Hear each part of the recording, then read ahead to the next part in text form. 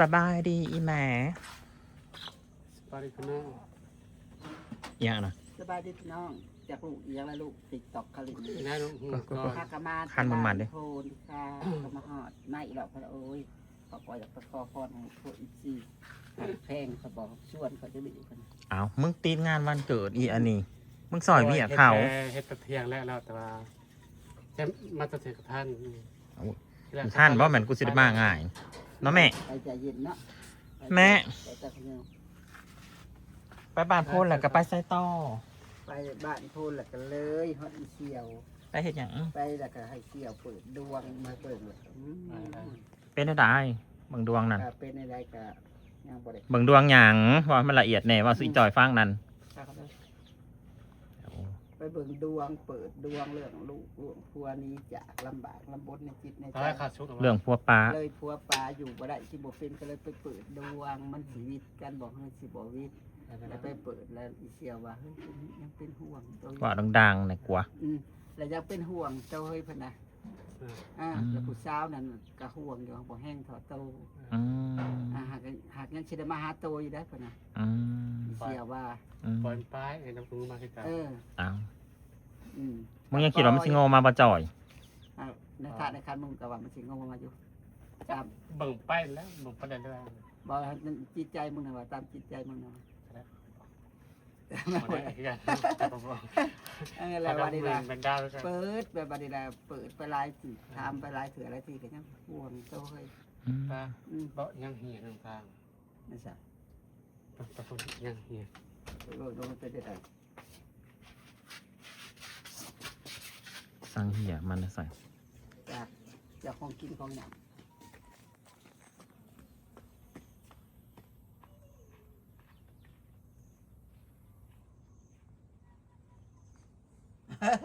ยังเหรอ โอ้ยนักยาเขาเนี่ย อุ้ยแต่หนาวมึงก็เลยว่าของดีของดี ดูว่ายังเหี่ยใช่ป่ะ เออ นางว่าบ่ส่วนนางนะกับบ่ส่วนแล้วของมันไปว่างานวันเกิดกระถินอยู่ มาหอดนั่งเขาว่าจะอีกวันกับบส่วนจะรีว่าจะไปขอพร อืมอ๋อสนิทสาว คอยมีแห้ง หมายของคนได้ยินว่าอีดอกไปไปก็น่าดอกโอ้ยมันไปวันเกิด โอ้ย อ่ะ กูกระยา เหี่ยจนแล้วนักพูดเขาเถื่อเหตุมันเพราะเอามาผิดตกน้ำนะไปเห็นนักกับพูดสองเถื่อทิมซื้อมากเหตุใหม่ โมแซ่บ มันตกน้ ตะลาหมกผิดแดงๆงามๆเป็นหนังกระปุ่น ำน้ำพระท่านแล้วข่อยเรียบร้อย ท้ายตลอดเลยจะน่าจะไปคั่วปลา เป็นยังไง ซอยคั่วแล้วซอยไว้ ลาบโลดแมลงพุ่นจะสิลงมาลาบ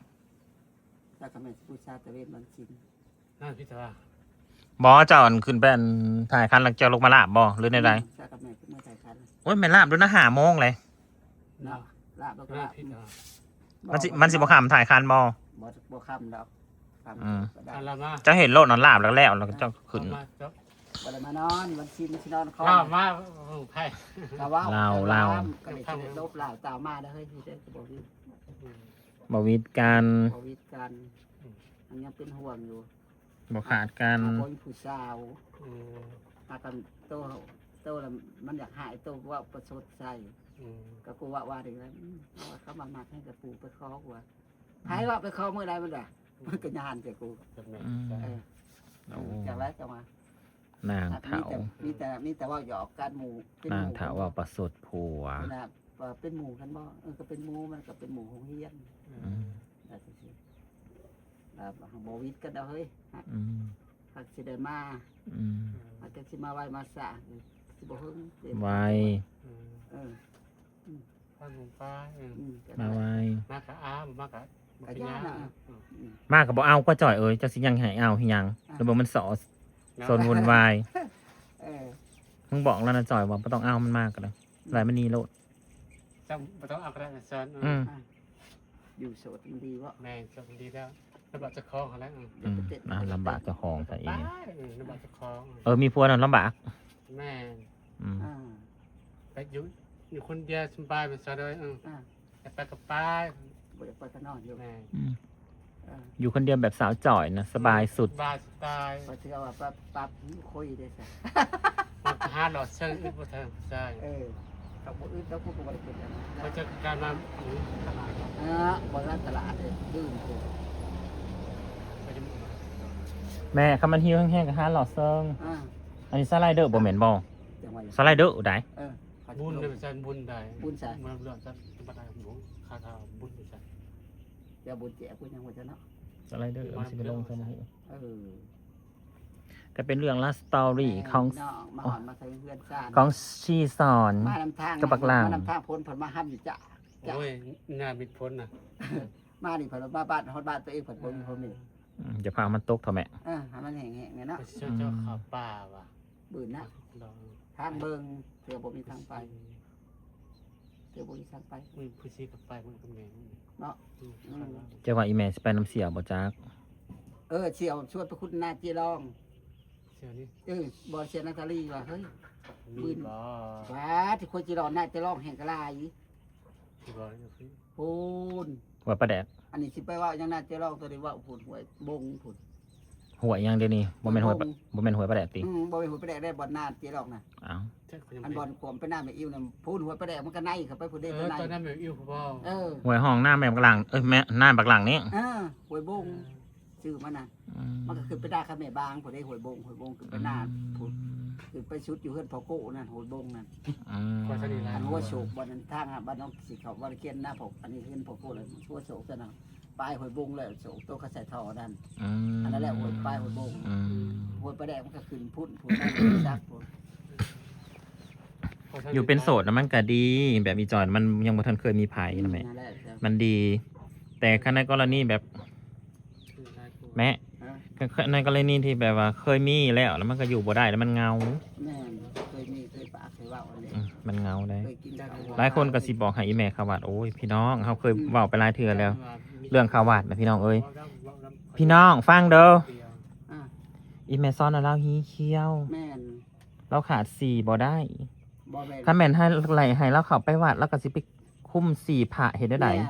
พระยันตูนกุฏิแหละ อันนี้นะพี่น้อง พระอยู่บ่ได้อีกวัดสิห้าง พี่น้อง14ทุกคนคำถือพระอัน หล่อ พระหมักสีก็สินอนนำกันบนตูนกุฏิแหละเนาะ มันแซ่บคนรักกันได้ วันเกิดนะ บอก ลงบาทใส่บาทนะ มึงลงอันทำบุญบ่มื้อสอนอีแม่บ่ได้ลง บริลงแล้วปลาหลัดปลานะมากกับมากกับพอดี เป็นลูกเครื่องว่า ตัณหาเรายังเยอะพี่น้องเอ้ยเถากระเถาซื่อๆหักเถาหมัก4 พี่น้อง เถา4เก่งสิว่าในลักษณะ ผู้ชาย14 15ยังบ่ทันเนี่ยสอนเรื่องเกี่ยว บ่สู รีได้ ผู้ชาย14 15เขาเห็นผู้ชายพนังเสย เจ้าประเทศชนิดฉลองไปผันไปเพื่ออยากเขาเพื่อเขากอด ผู้ชายนะ กอดแรกก็จะพักกันนอนเฮียงกันพี่น้อง นอนเที่ยงกับซีสิมีหยังความคัน ลากก็จะ ซ่าแม่ ลากก็จะเอาไว้เนาะ ซ่า ที่รอติดไทยในรอก็เสียน โอ้ ที่ลากได้ก็ติดเนี่ย หมูนูผูจนย่างจนล้างโคตรพี่น้องเอ้ยย่างเซิงเก่งอยู่โพดเหลือ เมื่อกี้น่ะมากับฝนตกค่ำตามทางมานะพี่น้องเอ้ยบ้านมาหอดบ้านเฮาปฐมบ่มีหอดฝนก็เป็นเรื่องราวของอีเมซอนอีกก็ไปดูดวงมื้อนี้นะว่า ตัดบ่ขาดปาดบ่เพียงมันยังสิกลับมาอีกอยู่ว่าซั่นบักลางนั่นเฮาเองก็คิดคือกันว่ามันไปบ่เฮิงดอกเดี๋ยวมันก็โง่มาหาอีแม่คือเก่าบ่มีไผดีซ้ำอีแม่แล้วนะหาใส่ได้บ่มีไผดีซ้ำอีแม่แล้วนะแบบว่าขนาดมึงโมโหร้ายขนาดมึงเว้าหาอีแม่นะมึงโมโหร้ายใส่อีแม่นะอีแม่แล้วยังยิ้มใส่เสือโอ๊ยเป็นกูนะแม่ถ้าเป็นลูกนะสิเจอได้ลายมันหนีลูกสิลายมันหนีโลดเป็นลูกนะไม่ได้ว่าเด้อสิมายิ้มให้มันอยู่ซะนะสั้นนี่ก่อนเด้อพี่น้อง